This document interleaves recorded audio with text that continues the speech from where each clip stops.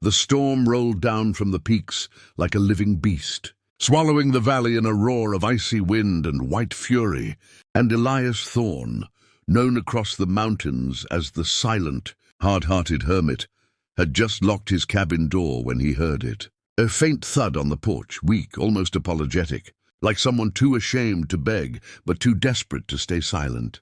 When he opened the door, lantern light spilled across the snow and revealed an old woman covered in frost, her thin shawl flapping like a torn flag in the wind. Her hair, silver and tangled, glistened with snowflakes, and her eyes, pale blue and trembling, held both exhaustion and dignity. "Sir, I'm sick," she whispered, each breath a knife in her chest. "I can't walk anymore. Could I please stay one night?"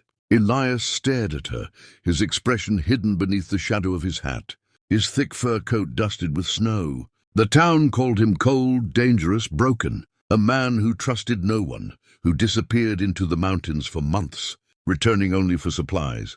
A man said to have lost his family long ago, burned out of him any softness he once had. People said the mountain froze his heart harder than the winter ground. But he didn't answer immediately.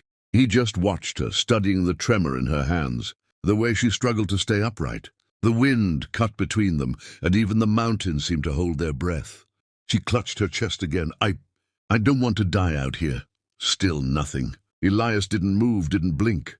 She tried to take one more step toward him, but her knees buckled, and she collapsed into the snow. That broke something in him. Without a word, he swept her into his arms and carried her inside, the warmth of the cabin wrapped around her. Like a blanket as he placed her near the fire and lit more lamps, the shadows dancing across the wooden walls. He removed her soaked boots, set her shawl to dry, brewed hot broth, and wrapped her in a heavy fur. He moved quickly but silently, as if he had practiced caring for the weak long ago, but forgotten how to speak while doing it. The old woman watched him through half-closed eyes. Why help me?" she whispered. Elias didn't answer, only adjusted the firewood. She fell asleep before he finished. Hours passed. The storm grew violent, slamming into the cabin with claws of wind, shaking the shutters. Elias sat in his old wooden chair, staring into the fire, his jaw hard, his thoughts trapped in memories he never voiced. When the woman woke again, she saw him still there, silent, unmoving, guarding her like a wolf protects something precious. She tried to thank him, but he shook his head. "Save your strength," he murmured at last, his voice deep, gravelly from disuse. She smiled softly. "You remind me of someone," she said. He tensed. "My son," she breathed. "He died years ago.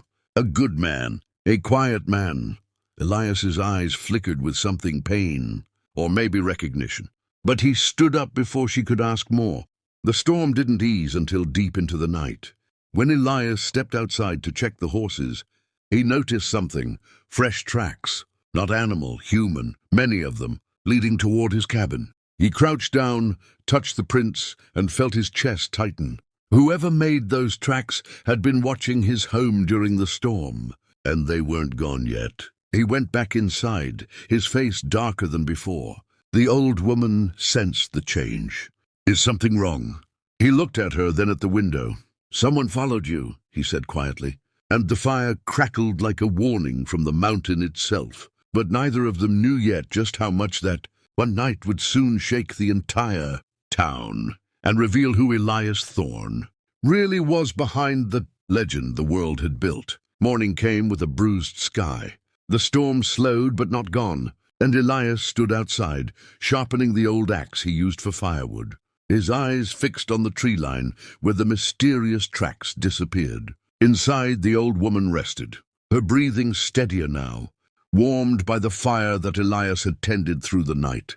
She watched him through the window, seeing something in him the town never did, man who carried guilt like snow on his shoulders, heavy and cold. When he returned inside, she asked softly, "Who do you think followed me?" Elias hesitated. Not who, why. The mountain was unforgiving, but men, desperate, greedy men, were worse. "You were running from something," he said, not accusing, just stating what he had already figured out. Her hands trembled. Tearfully, she revealed the truth. Her land, her home, everything she had built after her son died. was being stolen by a group of men who forged documents, threatened her, and chased her into the storm when she refused to sign. Elias listened quietly, but something changed in his eyes. A spark, a memory, a promise. The old woman told him the leader's name, Harlan. Briggs, and Elias froze completely. Briggs was the same man responsible for the tragedy that had destroyed Elias's own family years ago. The same man the town sheriff never dared challenge. The same man who believed Elias had gone mad and disappeared forever. Now fate had delivered Briggs's victim to Elias's door. When the old woman finished her story, Elias stood, buckled his belt, holstered his revolver, and pulled on his hat. "You stay here," he said.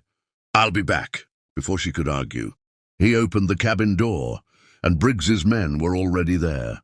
3 of them, guns drawn, snow swirling around them like the mountain itself was watching.